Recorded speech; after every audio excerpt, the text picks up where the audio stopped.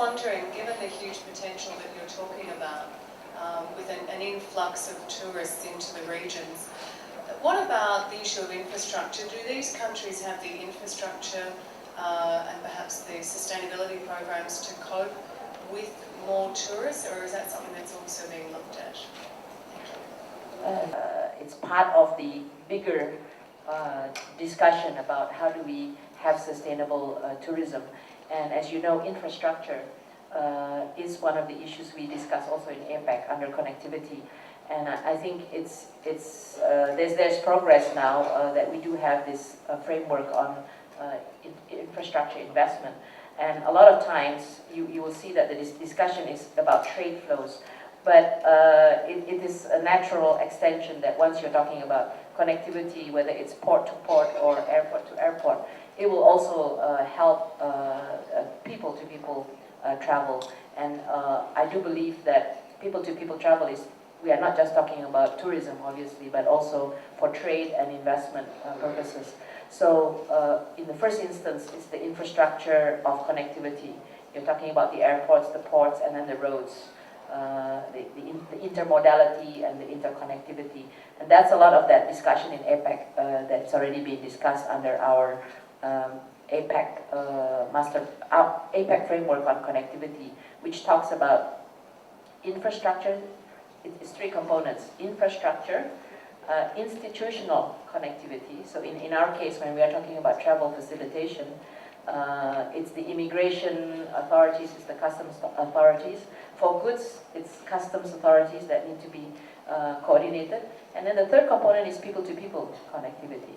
Yeah? So we recognize when you have people-to-people connectivity, and to make it all sustainable, you've got to have the infrastructure, and then you've got to have the institutional connectivity.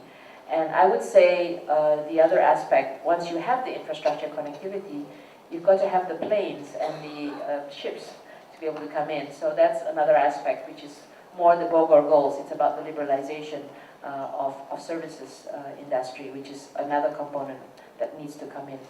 I would say finally, obviously, the infrastructure itself in terms of the tourism industry infrastructure and the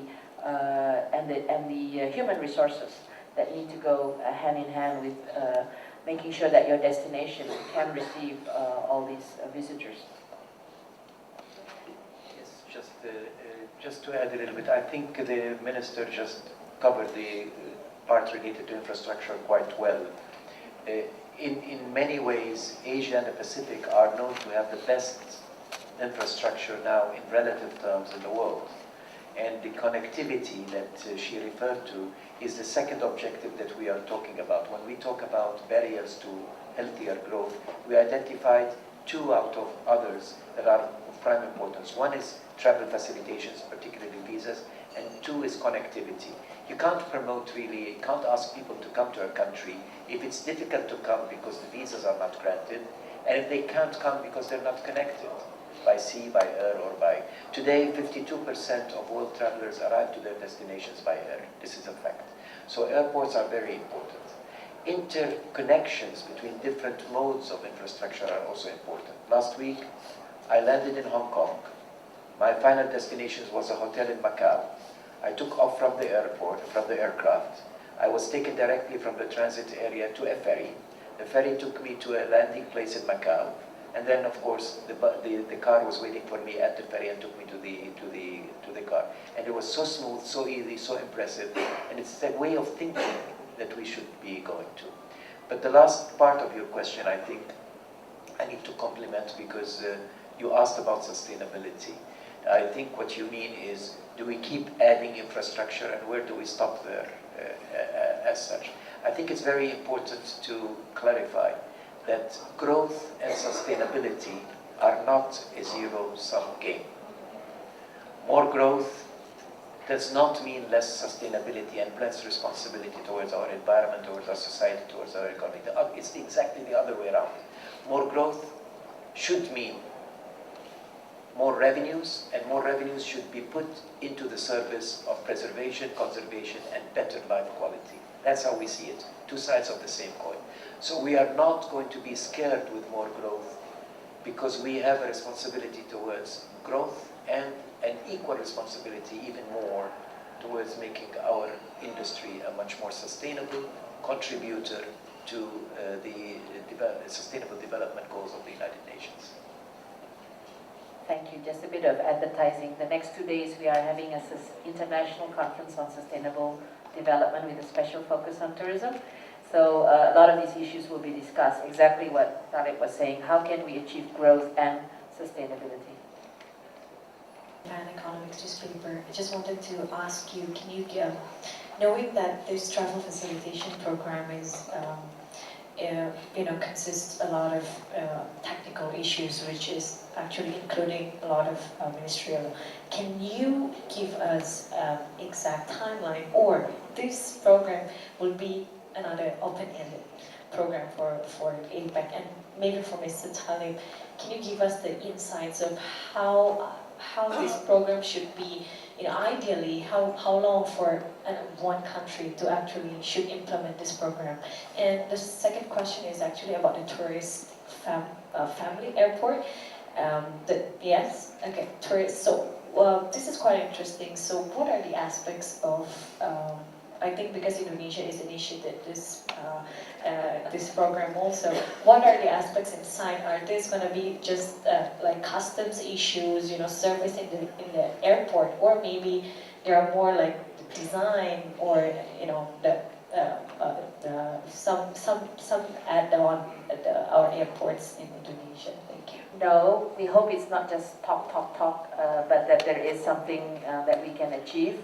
And it is the beginning of a discussion where what is important is that we agree on the objective, which is fast and secure travel, and then all the different aspects of what we want to achieve. And there's a lot of sharing of best practices and the principles that we want to achieve. What will happen, as what has happened in most of the successful programs in APEC, is that because this is the way APEC is structured, you as an economy, you can start yourself, your own national actions. So nationally, we can coordinate between these different agencies and agree that we want to achieve certain things. Like for now, I would say, and the immigration has already confirmed this is their objective, is what I mentioned earlier, to expand the trusted traveler program so that more traveler can use AutoGate, not just Indonesians but also foreign travel, and continue to expand visa on arrival, make the visa on arrival process more efficient, and go towards, I think in the long run, I don't know how many years it will take, it will eventually go towards the use of biometric passport, yeah? Because for now, already for diplomats, Indonesian diplomats already have the biometric passport, for instance. So that's kind of like, you always start with a group, an identified group of people, and then you test it to see whether your system can work. So we will do it nationally, and we will also improve the information, like the website that you have, how you apply for the visa and so on. So nationally you will do it, and then I would say bilaterally we can start with a few of our partners we can start the process. And in fact, we're already doing this with ASEAN. So what we do in ASEAN is part of what we can sort of show. APEC is about this, about how you showcase how you can do it, in a smaller group, and then how do you expand it. So in ASEAN, as you know, by the end of this year, all travel within ASEAN will be visa-free. Once Myanmar is the last economy to come on board, we will have visa-free, and then we are working towards ASEAN Common Visa. Yeah, so this is another dimension that we can also see how we can, apply that also to other APEC economies. What is a tourist? It's a tourist-friendly airport. Yeah, I also found that term very interesting, and it basically you have the essential services. It basically means an airport is not just a building that you build and call it an airport. What's inside and how it functions becomes more important. So it has the essential services, which is like, okay, the safety, the air traffic controller, you have the customs, your baggage clearance, and you have the immigration. That's the basic essential facilities that must be there. And then you have the retail, the shopping, and the waiting area. A tourist-friendly airport is one where all this is seamless. Yeah? So even while you're waiting in line for immigration, you should feel very comfortable and very well-serviced, let's say. Yeah? And as someone in our high-level policy dialogue gave the example of the new Dubai airport, where the waiting area for immigration has like an aquarium, right? What I got. So you feel like you're in an aquarium while you're waiting, something like that. This is an extreme example, but you must feel very comfortable while you're waiting, and you should not be waiting too long. And IATA had this very interesting number. I remember it. I hope it's the right number. Probably correct me if I'm wrong. They had the best standard, what you call the what is it? The best standard. The standard for a tourist-friendly airport is when you're going to go home, when you're going to take off, it should only take you 10 minutes from the time you finish checking in and go through immigration and you are in the retail area and waiting in the lounge. 10 minutes. And when you're coming to a country, it should take you 30 minutes from the time your plane arrives, you clear immigration, you get your luggage, and you're at the taxi stand. Did I get that right? 30 minutes. Right? So that's kind of an easy way to think, okay, if I have to achieve these 30 minutes, what does it mean? I have to think about the flow, right? And I have to think about the efficiency. That means in immigration, 1 minute or 3 minutes. Clearance of luggage has to be how many minutes, yeah, etc. So, and then you have to plan it. Yeah?